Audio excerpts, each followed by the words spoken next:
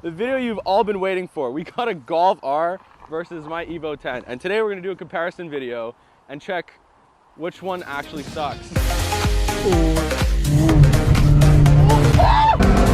Oh yeah, I'm winning. This is actually a base model answer. So in this video, we're gonna be going over the brakes, acceleration, steering, how the thing handles. We're gonna go over all the engine noises it makes, gear shifters, the clutch pedals, and how this thing drifts. I know you all wanted to see that. So the question that you all care about, how much power do these cars have from factory? They actually both have 292. However, this one is currently tuned for 330 wheels, so keep that in mind when we do acceleration comparison videos. Anyways, starting with the brakes. What do we have on this car? On this car, we actually have a 4-piston, 2-piston mix of these red Brambos over here. These are 2-piston in the front over here, and we have these chunky rears as well with the 1-piston fat calipers. Also, if you're not having this live fast, drive faster sticker, then just leave my channel. So these are actually both OEM wheels. These ones are a 19-inch on 235s, and these ones come OEM with a 18-inch 245. And this exhaust is quad exit and is super stylish. And the main difference over here is that we have a dual exit exhaust, so effectively half as much power as the Golf R. So to finish off the outer styling, these headlights actually come OEM on this car, and they're absolutely stunning. You got 2 squares. Whereas Mitsubishi decided to be significantly less creative and forced me to buy my own. So now for the obligatory sound test. Listen to that rumble.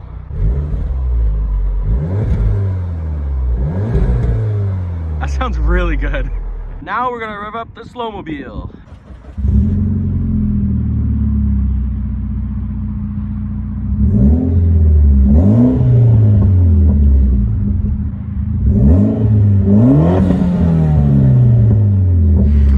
Let's go for a spin. So here we are sat in the Evo 10. This is gonna be a lot of fun because this car's a blast to drive. So right off the bat, I know you haven't seen the clips of the Golf R yet, but right off the bat, I can tell you immediately that the clutch in this car is significantly heavier than the clutch in the Golf R. And the throttle is actually a lot lighter in this car than it is in the Golf R. So those are 2 immediate things that you're going to have to keep in mind when you're considering your driving style. So I do have to say, first gear engaging in this car is the only part that's slightly harsh. Otherwise, when you're actually in gear, it's not bad at all. And this little hill over here,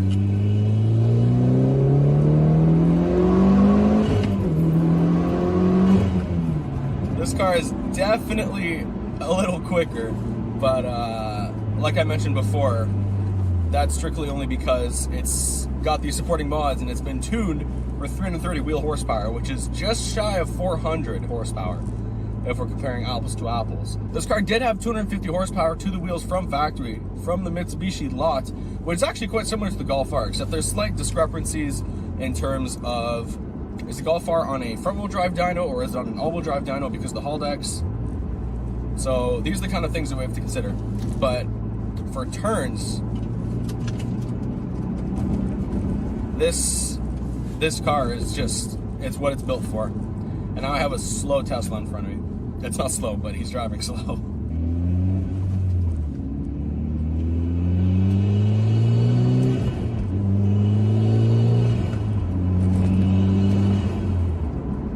That's the other thing with this car, is that it has rally heritage, obviously.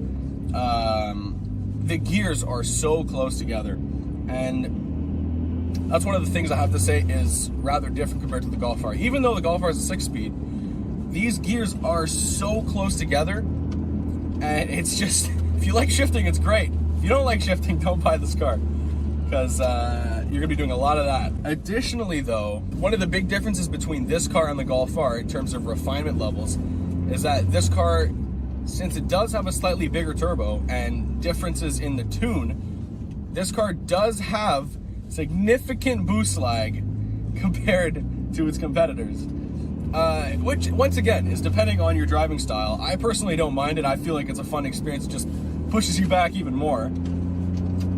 But I'll show you exactly what I mean. I'm at about 3,000 RPMs right now, and I'm flooring it now. Boost. So you can see the difference there.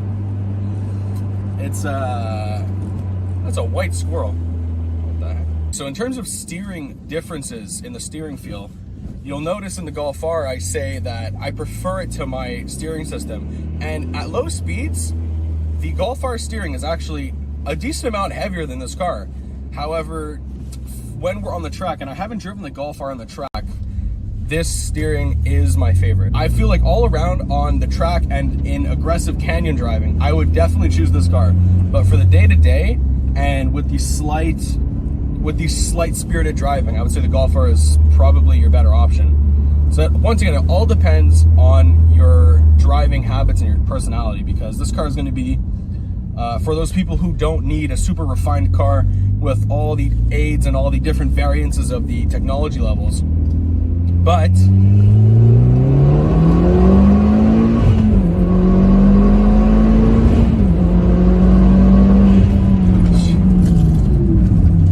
she gets up there and she brakes hard.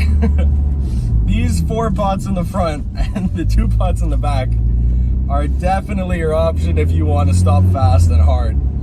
Once again, it's built for the rally and the track, not the daily. Another thing, I haven't driven the Golf R long enough to be able to tell you. However, in this car, gas mileage doesn't exist. What is gas mileage? It's like, forget about it. This car is very fun. And especially on Pilot Sport 4S's. She just lights up around the turns. She lights up. That's insane.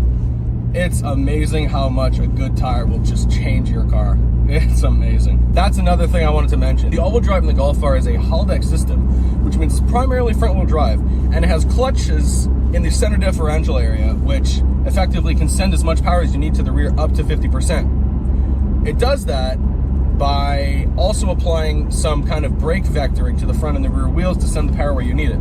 The difference in this car is that it has an LSD in the front, LSD in the back, and the center diff is also somewhat controlled by its AYC pump in the back. The AYC pump also controls the active yaw control. Now, if you don't know what that is, it can effectively send literally as much power as it needs to either that wheel or that wheel. So when you're flying around the track and it feels like that inner wheel's spinning and that one's not, she's gonna dump all the power into that one. The problem with this is that Mitsubishi put the pump in a very crappy location, so it constantly corrodes every 3 years or 4 years unless you rebuild it, which kind of sucks. And that's about a 3,000 Canadian, maybe $2,000 job at Mitsubishi, 2,000 USD.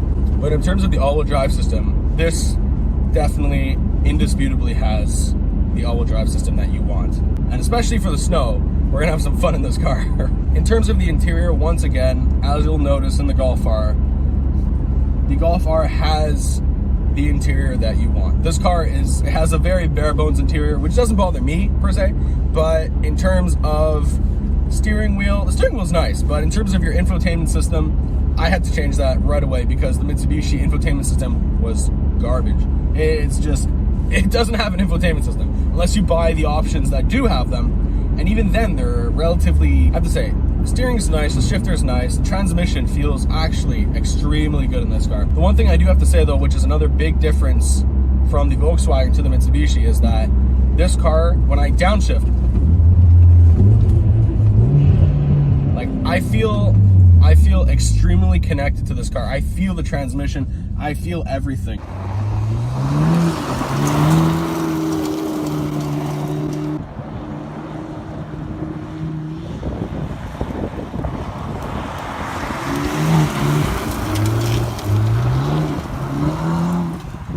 So, same route, GoPro's going, Chinese GoPro's going.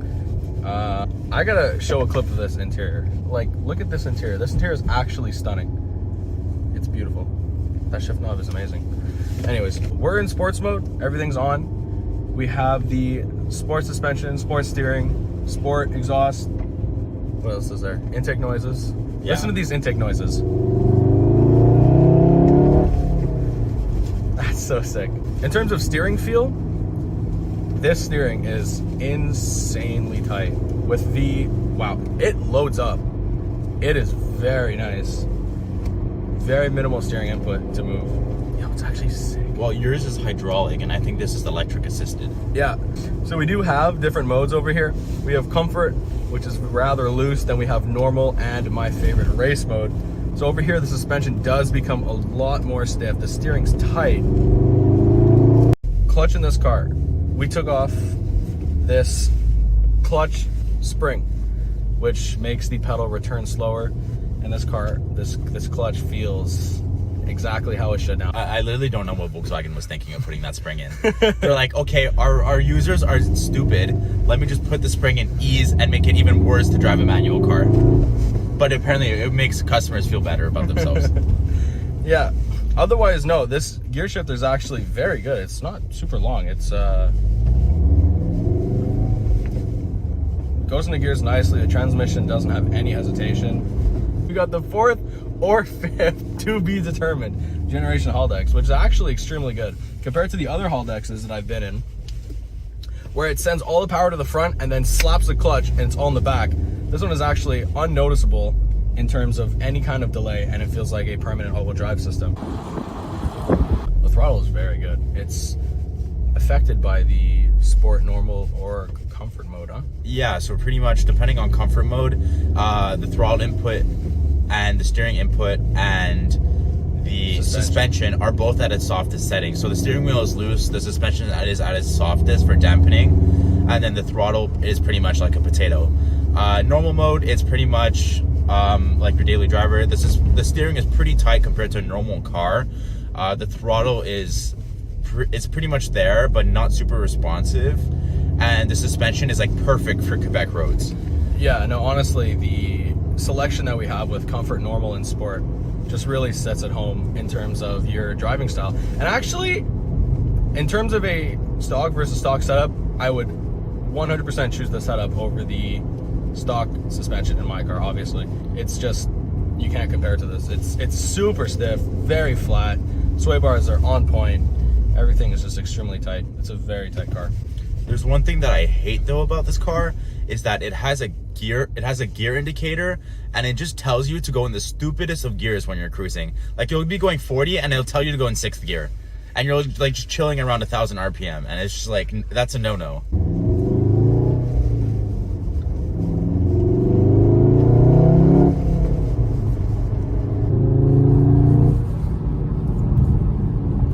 The exhaust valves and the intake noises that are artificially piped in are actually very elegant and only there when you want them to be there.